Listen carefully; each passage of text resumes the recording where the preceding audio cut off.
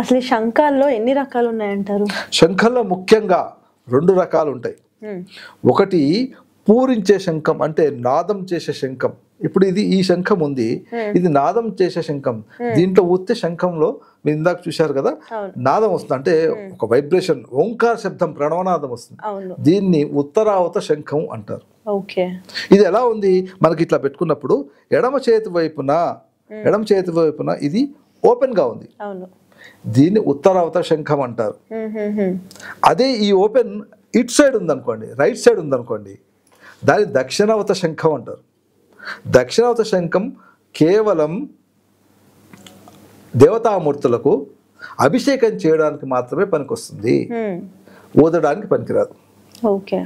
ఉత్తర శంఖం ఊదొచ్చు, కొంతమంది ఊతారు, దీంతో కూడా అభిషేకాలు చేస్తుంటారు. కానీ దక్షిణావత శంఖం మాత్రం పూజా గదిలో ఉంచుకోవాలి. మనము నిత్యార్చన చేసేటప్పుడు లేదా దేవాలయాల్లో అభిషేకాలు చేసేటప్పుడు దక్షిణావత శంఖంతో చేస్తుంటారు.